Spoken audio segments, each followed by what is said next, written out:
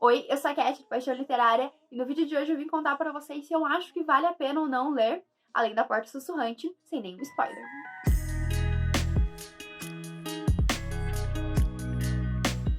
Antes de eu falar pra vocês a sinopse desse livro e contar como foi a minha experiência de leitura, já se inscreva no canal para não perder os próximos vídeos. Eu sempre tô tentando trazer resenhas pra vocês de livros lançamentos o mais rápido que eu consigo. Já deixa o joinha caso você goste desse tipo de conteúdo. E aqui na nossa descrição e também nos comentários tem nosso link da Amazon. E você comprando este livro ou qualquer outro, você vai estar ajudando cada vez mais o canal a crescer.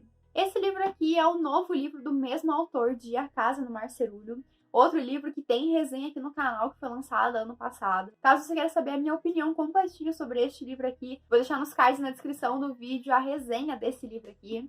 Mas vamos falar um pouquinho sobre Além da Porta Sussurrante. Nesse livro a gente vai conhecer o Wallace, que é o nosso protagonista. O Wallace, ele tem aí seus 30 e poucos anos, e ele só pensa em uma coisa na vida dele, que é o trabalho. O trabalho é a coisa mais importante da vida do Wallace. Ele se dedica 24 horas por dia no trabalho dele. O Wallace, ele tem um escritório de advocacia junto com outros 3 sócios dele, mas aparentemente é ele que comanda realmente as coisas ali. E o Wallace, ele, como eu disse, se dedica 100% da vida dele, do dia dele, ao trabalho. Então ele abdicou de ter família, de ter amigos, para realmente focar no trabalho, ser o melhor naquilo. E ele acabou conseguindo realmente esse status, já que a empresa dele é bem reconhecida. Só que o Wallace, ele tem uma fama não muito boa, de ser um cara muito carrasco, de ser um chefe muito carrasco, que só aceita a perfeição. Isso a gente vê já no primeiro capítulo do nosso livro, quando o nosso protagonista, ele demite uma funcionária por uma coisinha muito pequena, e ela é demitida mesmo tendo trabalhado anos e anos naquela empresa. Então a gente vê já no começo do livro como o nosso protagonista, ele é muito metódico e acaba sendo muito carrasco por causa disso. Como ele quer fazer as coisas tudo muito perfeitas, porque ele não quer perder essa fama de ser realmente um cara muito conhecido no meio do mundo da advocacia, ele não aceita menos que a perfeição. Isso fez até mesmo que o Wallace perdesse a mulher dele. A mulher dele, há anos atrás, pediu o divórcio do casamento. E depois daquilo, o Wallace passou a viver a vida sozinho. E diferente do outro livro que a gente tinha, desse mesmo autor, onde a gente também tinha um protagonista que vivia pelo trabalho, mas que não necessariamente gostava tanto assim daquela vida, aqui o Wallace gosta bastante do trabalho dele. E o Wallace, ele vai ficar muito assustado no momento em que ele acaba acordando no funeral dele. Ele não exatamente acorda, na verdade, ele aparece lá como um fantasma, porque o Wallace acabou sofrendo um ataque cardíaco. E dias depois ele tem esse funeral e ele acaba aparecendo lá magicamente. Ele não sabe o que aconteceu, ele não sabe o que tá acontecendo. Ele só aparece ali dentro da igreja onde vai ser o funeral dele. E ele acaba reconhecendo 4 pessoas lá dentro dessa igreja, que é basicamente a ex-mulher dele e os 3 sócios dele. E ele fica esperando o momento ali onde mais pessoas vão aparecer, né? Porque afinal de contas ele foi um cara muito grandioso, muito conhecido pelo trabalho dele. Então ele fica esperando esse momento que as outras pessoas vão chegar, mas isso acaba não acontecendo. E depois que ele percebe que realmente vão ser só aquelas pessoas ali, ele cria expectativa de que aquelas pessoas, mesmo a ex-esposa dele, vão chorar desesperadamente pela morte dele, e lamentar e falar quanto ele era maravilhoso, e obviamente isso não acontece. Na verdade, essas 4 pessoas, elas até começam a falar meio mal da vida do Wallace, e o Wallace fica muito frustrado com isso, porque ele começa a pensar, eu não era um cara tão ruim assim, eu só tinha objetivos, que no caso era o trabalho, mas eu não era um cara tão ruim assim. Então isso vai acabar sendo uma coisa muito frustrante pro Wallace, e o Wallace, na verdade, ele não vai poder ficar ali por muito tempo, ele vai acabar sendo levado pela May. A May, ela é uma ceifadora, e ela vai levar o Wallace até o lugar onde ele vai passar ali os últimos momentos da vida dele, digamos assim. Ela acaba levando ele para uma casa de chá, que na verdade é uma casa de chá de fachada, que é administrada pelo Hugo. O Hugo, ele vai ser um cara que ele é um barqueiro, e ele ajuda as almas a passar pro além-vida. E quando o Wallace chega nesse lugar, primeiro que ele fica indignado, porque ele até agora não aceita que ele morreu, e segundo que ele quer sair de lá, ele não quer ficar nessa casa de chá, ele tem coisa pra fazer, ele tem trabalho pra fazer, e ele realmente não aceita que ele morreu. Mas com o passar do tempo aí ele vai realmente entender tudo o que aconteceu e entender que agora ele é um fantasma, ele é uma alma só. e ele não vai poder voltar até a vida que ele tinha antes. A partir desse ponto da história, a gente vai ter o Wallace convivendo com 3 pessoas, que é basicamente o Hugo, que é esse barqueiro, a May, que era a ceifadora, que ia levar ele até essa casa de chá, e o Nelson, que também é um fantasma igual o Wallace. E esse lugar é basicamente um lugar onde os fantasmas vão para passar os últimos momentos ali da vida deles, para eles realmente poderem se despedir da vida que eles tiveram e passar pela porta sussurrante e assim ter o seu além-vida.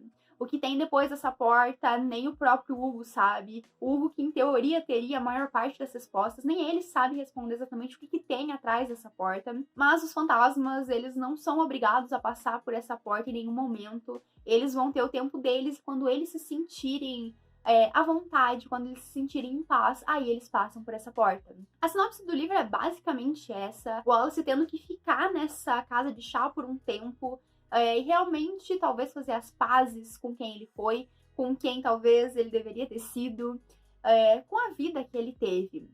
A minha experiência com esse livro foi a mais positiva possível.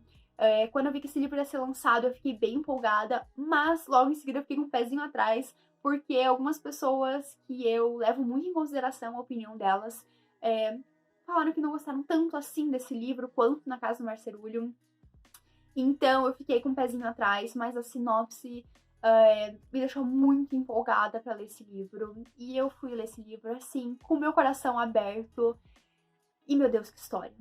Que livro mais incrível. Esse é um livro muito reflexivo. É um livro que eu não marquei simplesmente porque eu percebi que depois da página 20 ali, eu ia querer marcar cada frase desse livro. Então eu falei que não valia a pena eu gastar todos os meus post-its. Então eu acabei não marcando e simplesmente aproveitando essa leitura ao máximo. Eu me senti muito submersa nessa história. É uma história que não vai acontecer grandes coisas, grandes plot twists na história, mas ainda assim é uma história que te prende pela questão emocional. É um livro muito forte, é um livro pesado às vezes. Tem algumas cenas bem tristes, assim. É um livro que vai falar sobre morte, basicamente. É um livro que vai falar sobre a vida, sobre morte, sobre alegria, sobre tristeza, sobre como as coisas são justas e injustas ao mesmo tempo. Vai falar um pouco sobre amor também. É um livro que ele vai pegar muito na questão sentimental de algumas pessoas, como foi o meu caso. Quando eu digo que eu chorei lendo essa história, não é porque tinha alguma coisa muito triste acontecendo, ou um personagem morreu, ou alguma catástrofe muito grande. Não era isso. Simplesmente com as reflexões que os personagens faziam, com as conversas que eles tinham, eu nem percebia e eu estava simplesmente chorando. Não era aquele choro compulsivo, sabe? Aquele choro de soluçar. Era simplesmente um choro que eu nem percebia. Eu tava chorando de tão emocionada que eu tava, de tão envolvida que eu tava nessa história. É um livro muito lindo, é um livro muito emocionante. É simplesmente incrível essa história. Eu nem sei direito como falar pra vocês o quanto eu recomendo esse livro. É um livro muito lindo. Eu, particularmente, gostei mais desse livro do que eu gostei da Casa do Marcerulho. Por essa questão emocional. Eu me apeguei muito a esses personagens. Eu fiquei triste, eu fiquei feliz. Eu gargalhei em vários momentos dessa história. E quando eu falo que eu ri, gente, eu realmente ri. Não foi tipo assim, sabe? Eu realmente teve momentos que parecia que eu tava assistindo um filme, teve uma cena engraçada. Mas logo em seguida vinha 20 páginas de choro. Então, assim, foi um livro que ele me causou muitas emoções, muitos sentimentos. A gente não vai ter só aquelas 4 pessoas nessa casa de chá, até porque, apesar dela ser só uma fachada pro que realmente é o trabalho do Hugo, ainda assim essa casa de chá funciona. Então a gente vai ter pessoas entrando ali o tempo inteiro, e a gente vai ter pessoas que vão ter histórias relacionadas a essa casa de chá. Eu não posso falar muito porque você precisa ler pra realmente entender o que eu tô falando. Eu sei que não é todo mundo que vai gostar dessa história, que vai gostar dessa carga emocional que esse livro traz, mas ainda assim é um livro sensacional que eu recomendo demais, demais, demais.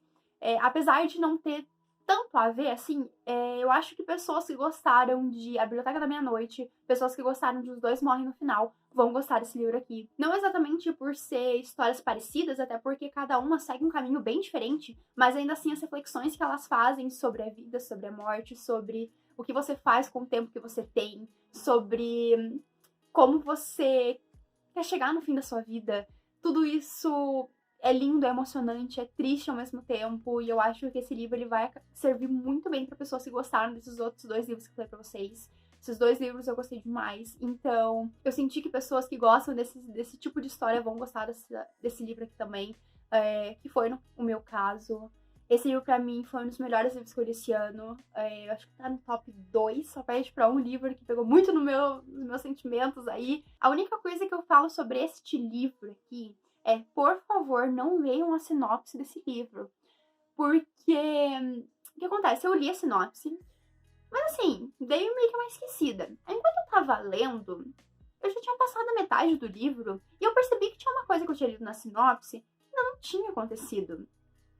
E, na verdade, eu não recomendo nada ler a sinopse dessa história, principalmente porque a sinopse, ela dá a entender que vai acontecer uma coisa e, na verdade, acontece um pouco diferente do que a sinopse dá a entender. E ainda assim, ela acontece na página 250. Então, assim, pra mim, seria um grande spoiler o que tá na sinopse do livro. Então, eu não recomendo a sinopse do livro pra vocês, tá? Ficam só com o que eu falei aqui no vídeo, que eu acho que já é o suficiente pra você sentir vontade de ler essa história. Deixa eu só mostrar pra vocês como que esta coisa maravilhosa está aqui por dentro.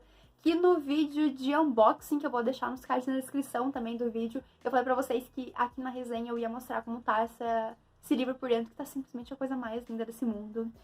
A capa eu já acho belíssima, e eu amo como a capa do livro, ele sempre tem a ver com a história, por sinal. Nem quero falar muito, mas enfim, quando eu percebi uma coisa na história, eu fiquei muito emocionada. Aqui, essa é a nossa folha de guarda, eu achei muito, muito linda. Aqui o título do livro, mais um pouquinho aqui, notas do autor, e aqui já começa o capítulo 1. Todos os nossos capítulos têm essa arvorezinha aqui na frente. A diagramação, ela é bem tranquila, da Morro Branco. Esse é aquele tamanho de livro que ele é menorzinho, e eu amo esse tamanho de livro. Aqui atrás também tem a mesma folha de guarda. E o marca-páginas deste livro que veio... Eu não estou com ele aqui. Estou. E os livros da Morro Branco, eles sempre vêm com marca-página, e o marca-página, ele é igualzinho aqui. A capa, e aqui atrás, igual a folha de guarda. E aqui tem uma frase bem bonitinha aqui escrito: vidas não acabam, elas seguem em frente. Muito lindo, tem tudo a ver com a história. Eu espero que eu tenha convencido alguém a dar uma chance pra esse livro, que ele é simplesmente sensacional. Eu amei esse livro do começo ao fim. Eu não sei nem direito como expressar tudo que eu senti pra vocês. O quanto eu chorei, o quanto eu fiquei feliz, o quanto eu tive tantas emoções diferentes nessa história. Eu acho que é isso que resume esse livro, que são emoções. É um livro muito sentimental, e é um livro que não é pra você ler em 2 dias. É um livro pra você ir lendo aos poucos, porque ele tem tantas reflexões interessantes, tantas conversas dos personagens que são tão legais, que é um livro que é pra você absorver, pra você ir aos poucos nessa história. Ainda assim, é um livro que te prende, e eu queria muito saber como que essa história ia terminar. O Wallace é um personagem que no começo é um personagem horrível, que você detesta, que você não quer... que você revira os olhos cada vez que ele fala alguma coisa, mas com o tempo ali ele vai mudando e ele vai percebendo quem ele era, ele vai percebendo por que ajudar as pessoas é tão importante. Eu acho que é um livro que, se você teve curiosidade pra ler, leia, dê uma chance, porque é uma história incrível, incrível, incrível. Eu espero que vocês tenham gostado desse vídeo. Não esqueçam de deixar um like e se inscrever no canal pra não perder os próximos vídeos. Lembrando que aqui na descrição a gente tem nosso link da Amazon. É isso, um beijo e até o próximo vídeo.